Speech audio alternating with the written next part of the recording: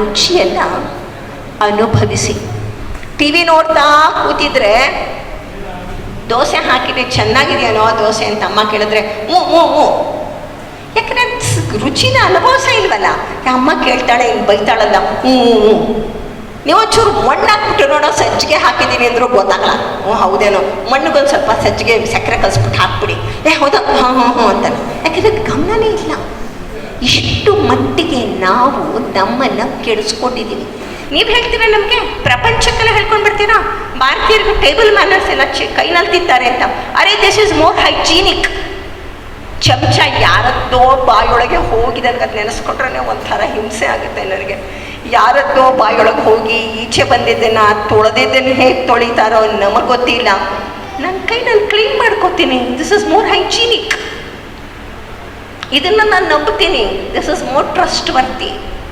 ಆ ಚಮಚನೇ ನಮ್ಗೆ ಯಾರ್ಯಾರು ಬಾಯಿಗೆ ಹೋಗಿದ್ಯೋ ರೀ, ಏನೇನು ಕಾಯಿಲೆ ಇದೆಯೋ ನಮ್ಗೆ ಏನ್ರಿ ಗೊತ್ತು. ತೊಳೆದವನೇ ತೊಳೆದಿದ್ದಾನು, ಜೊತೆಗೆ ಸೋಪ್ ಕೂಡ ಬಿಟ್ಟಿರ್ತಾರೆ. ನಮ್ಮನೆ ಕೆಲಸ ತೊಳೆದು ಹೋಗ್ಬಿಡ್ತಾಳೆ, ಬೈತಾ ಇರ್ತೀನಿ, ಕ್ಯಾನ್ಸರ್ ಬರ್ಸ್ಬಿಡ್ತೀವಿ ಆ ಸೋಪ್ ಬಿಟ್ಟು ಅಂತ.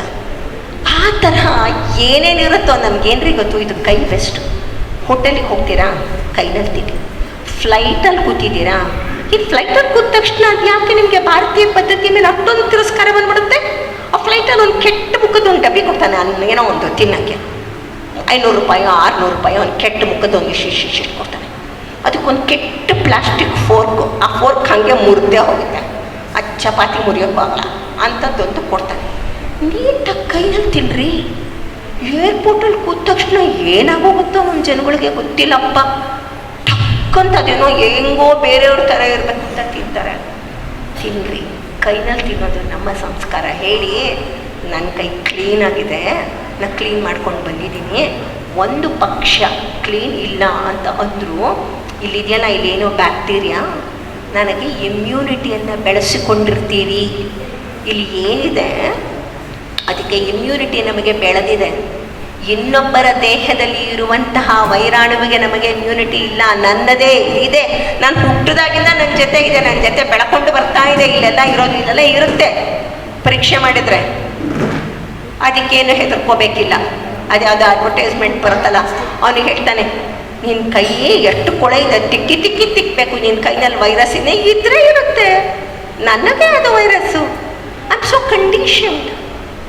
ನನಗದು ನನಗದು ಇಮ್ಯುನಿಟಿ ಬಂದಿದೆ. ಏನು ಸಂಕೋಚ ಪಟ್ಕೋಬೇಡಿ.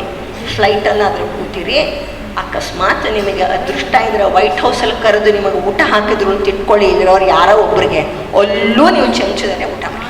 ಏನೋ ಅದೃಷ್ಟ ಆಯ್ತಪ್ಪ, ವೈಟ್ ಹೌಸಲ್ಲಿ ಕರೆದ ನಿಮ್ಮನ್ನು, ಬೇಡ ನಜ್ಜನ ಜೊತೆ ನೀವು ಊಟ ಮಾಡೋದು ಬಂತು, ಕೈಯಿನಲ್ಲೇ ಊಟ ಮಾಡಿ. ಬೇಡ ನಜ್ಜನಿಗೇನು ಹೆದರ್ಕೊಂಡು ನೀವು ಚಮಚದಲ್ಲಿ ತಿನ್ನಬೇಕಾಗಿಲ್ಲ. ಸೊ ಇದು ನಮ್ಮ ಭಾರತೀಯ ಸಂಸ್ಕೃತಿಯಲ್ಲಿ ಸುಸ್ಪಷ್ಟವಾಗಿ ಹೇಳಿದ್ದಾರೆ. ಅಷ್ಟೇ ಅಲ್ಲ, ಮಹಿತೋಷ ಅರ್ಧ ಗಂಟೆ ಆಗೋಯ್ತಾ, ಮುಗಿಸ್ಲಾ? ಸಾಕು ಆಗಿದೆ, ಮುಗಿಸ್ಲಾ?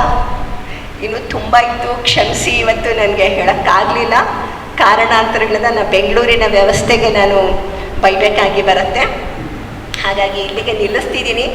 ಭಗವದ್ಗೀತೆಯಲ್ಲಿ ಎಷ್ಟೊಂದು ಇದೆ ಆಹಾರಗಳು. ಇದೊಂಚೂರು ಒಂದೇ ಒಂದು ಲೈನ್ ಹೇಳಿಬಿಡ್ತೀನಿ, ಯಾಕಂದರೆ ತುಂಬ ಇಂಪಾರ್ಟೆಂಟ್ ಅದು. ಆಹಾರಗಳಿಗೂ ನಮ್ಮ ಮನಸ್ಸಿಗೂ ಸಂಬಂಧ ಇರುವುದನ್ನು ಆಧುನಿಕ ವಿಜ್ಞಾನ ಹೇಳೋದ್ರೊಳಗೆ ಸೋತಿದೆ, ಪರಿಪೂರ್ಣವಾಗಿ ಸೋತಿದೆ. ಆಧುನಿಕ ವಿಜ್ಞಾನ ನೀವು ಇಂಥ ಆಹಾರ ತಿಂದರೆ ನಿಮಗೆ ಇಂಥದ್ದೊಂದು ಕ್ಯಾರೆಕ್ಟರ್ ಬರುತ್ತೆ ಅಂತ ಹೇಳೋದಕ್ಕೆ ಸೋತಿದೆ. ಆದರೆ ಭಗವದ್ಗೀತೆಯಲ್ಲಿ 5000 ವರ್ಷಗಳ ಕೆಳಗೆ ಶ್ರೀಕೃಷ್ಣ, ನೀವು 17ನೇ ಅಧ್ಯಾಯದಲ್ಲಿ ಓದಿ, ಆಮೇಲೆ 3ನೇ ಅಧ್ಯಾಯದಲ್ಲೂ ಒಂದು ಕಡೆಯಲ್ಲೋ ಬರುತ್ತೆ, 17ನೇ ಅಧ್ಯಾಯದಲ್ಲಿ 3 ಗುಣಗಳನ್ನು ತುಂಬ ಸ್ಪಷ್ಟವಾಗಿ ಭಗವಂತ ಹೇಳ್ಕೊಂಡು ಹೋಗ್ತಾನೆ. ಸಾತ್ವಿಕ ಆಹಾರ, ರಜೋಗುಣದ ಆಹಾರಗಳು, ತಾಮಸಿಕ ಗುಣದ ಆಹಾರಗಳು ಏನೇನು ಅಂತ.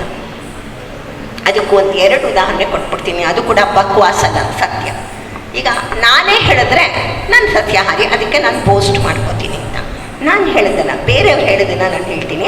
ಈ ವಿದೇಶಿಗಳು ಬರ್ತಾರಲ್ಲ ಧ್ಯಾನ ಅದು ಇದು ಕಲಿಯೋಕ್ಕೆ, ಅವ್ರು ಒಂದು ಮಾತು ಹೇಳ್ತಾರೆ, ನಾವು ಮಾಂಸಾಹಾರ ತಿಂದರೆ ನಮಗೆ ಧ್ಯಾನ ಮಾಡೋಕ್ಕಾಗಲ್ಲ, ಸತ್ಯಾಹಾರ ತಿಂದರೆ ಕಾನ್ಸಂಟ್ರೇಟ್ ಮಾಡ್ಬೋದು ಅಂತ ಹೇಳ್ತಾರೆ. ಇದು ವಿದೇಶಿಯರು ಹೇಳಿರೋ ಮಾತು. ಸಾತ್ವಿಕ ಆಹಾರ ತಿಂದರೆ ಆಗುತ್ತೆ ಅಂತ. ಇನ್ನೊಂದು ಎಕ್ಸಾಂಪಲ್, ತಾಮಸ ಗುಣಕ್ಕೆ ಚಿಕ್ಕದಾಗಿ ಹೇಳ್ಬಿಡ್ತೀನಿ. ನನ್ನ ವೃತ್ತಿನೇ ಇದಾಗಿರೋದ್ರಿಂದ ಎಲ್ಲಿ ಹೋದರೂ ಜನಗಳ ಆಹಾರ ಅಭ್ಯಾಸ ಏನು, ಅದೇನು, ಅದರ ವಿಶ್ಲೇಷಣೆ ಮಾಡೋದು, ಅದು ನನ್ನದೇ ಆದ ರೀತಿಯಲ್ಲಿ ಒಂದು ರಿಸರ್ಚ್ ಮಾಡ್ಕೊಂಡು ಹೋಗ್ತಿರ್ತೀನಿ. ಒಂದು ಸತಿ ನನಗೆ ಈ ತಾಮಸಿಕ ಆಹಾರ ಭಗವದ್ಗೀತೆ ಓದಿದ ಮೇಲೆ ನನಗಿದು ಪ್ರೂವ್ ಮಾಡಬೇಕು ಅಂತ ಅನ್ನಿಸ್ತು. ಸೀದಾ ಜೈಲಿಗೆ ಹೋದೆ. ಹೇಗೋ ಏನೋ ಇನ್ಫ್ಲೂಯೆನ್ಸ್ ಮಾಡ್ಕೊಂಡು ಅಲ್ಲಿ ಒಂದು 4-5 ಹಾರ್ಡ್ ಕೋರ್ ಕ್ರಿಮಿನಲ್ನ ಮಾತಾಡಿಸ್ದೆ. ಅವ್ರನ್ನ ಕೇಳಿದೆ, ಕೊಲೆ ಮಾಡೋಕ್ಕೆ ಮೊದಲು ನೀವೇನು ತಿಂದ್ರಿ ಅಂತ. ಅದ್ರಲ್ಲಿ ಬರುತ್ತಲ್ಲ, ಯಾತ ಯಾಮಂ ಪೂತರಥಂ ಗತ ಇದ್ದೀನಿ ಬರ್ತಲ್ಲ, ಅದು ಅಧ್ಯಾಯದಲ್ಲಿ ತಾಮಸ ಆಹಾರ, ವಾಸನೆ ಬರುತ್ತಿರುವಂಥದ್ದು, ಹಳಸಿದಂಥದ್ದು ಆಹಾರ ತಿಂದರೆ ತಾಮಸ ಗುಣ ಅಂತ.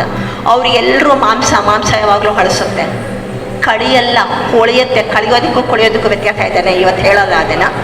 ಕೊಳ್ತಿರುತ್ತೆ, ಹೆಂಡ ಕುಡಿತಾರೆ, ಅದು ಹುಳಿ ಆದಂಥ ಆಹಾರ. ಇದನ್ನು ತಿಂದೆ ಅವರು ಕೊಲೆ ಮಾಡ್ತಾರೆ.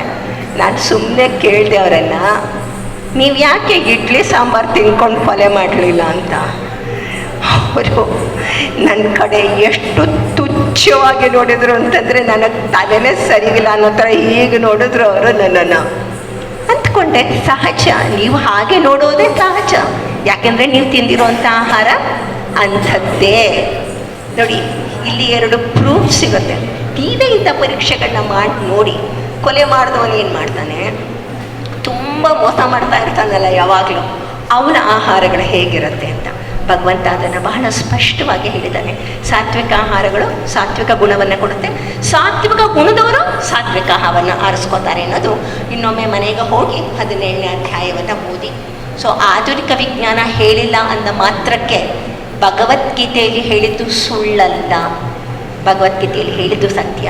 ಅದನ್ನು ನಾವು ಹೆಚ್ಚು ಹೆಚ್ಚು ವೈಜ್ಞಾನಿಕ ಸಂಶೋಧನೆಗೆ ಒಳಗೆ ತಗೊಂಡು ಬರಬೇಕು. ಇತ್ತೀಚೆಗೆ ನಮ್ಮೊಲೆ ನಮಗೆ ಕಾನ್ಫಿಡೆನ್ಸನ್ನು ಹುಟ್ಟಿಸುವ ಅಂತ ಹೇಳ್ತಾ ಇದ್ದೀನಿ. ಸಸ್ಯಾಹಾರ ಎಲ್ಲಕ್ಕೂ ಶ್ರೇಷ್ಠವಾಗಿರುತ್ತದು. ಅಪರೂಪಕ್ಕೆ ನೀವು ಮಾಂಸ ತಿಂತೀರಾ, ನಿಮಗೊಂದು ವೈವಿಧ್ಯತೆ ಬೇಕಾದ ತಿನ್ನಿ. ಅಪರೂಪಕ್ಕೆ, ತುಂಬ ಅಪರೂಪಕ್ಕೆ. ಭಾರತೀಯರು ಮೊದಲು ಹೇಗೆ ತಿಂತಿದ್ರು ಹಾಗೆ. ಇಲ್ಲಾಂದರೆ ನೀವು ಎಲ್ಲರೂ ಸಸ್ಯಾಹಾರಕ್ಕೆ ಬನ್ನಿ. ಕ್ಯಾನ್ಸರ್ನ ದೂರ ಮಾಡ್ತೀರಾ, ಒಬೆಸಿಟಿ ದೂರ ಮಾಡ್ತೀರಾ, ಡಯಾಬಿಟಿಸ್ ದೂರ ಮಾಡ್ತೀರಾ, ಇನ್ಫರ್ಟಿಲಿಟಿಯನ್ನು ದೂರ ಮಾಡ್ತೀರಾ.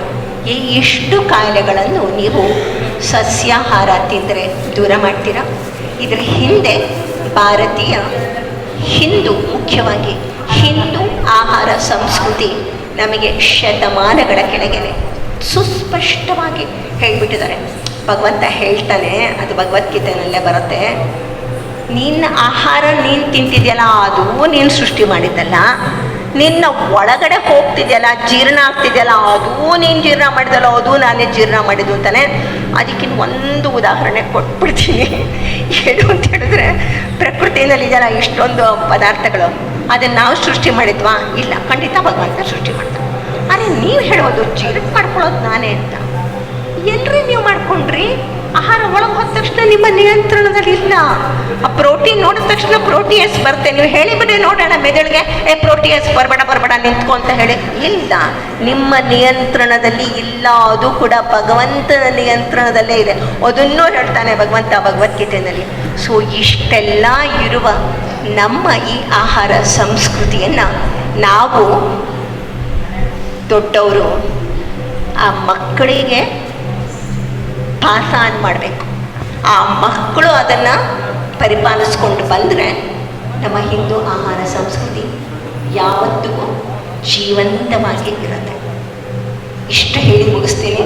ನನ್ನ ಮನಸ್ಸಲ್ಲಿ ಇನ್ನೂ ಇತ್ತು, ಹೇಳೋಕ್ಕಾಗಲಿಲ್ಲ.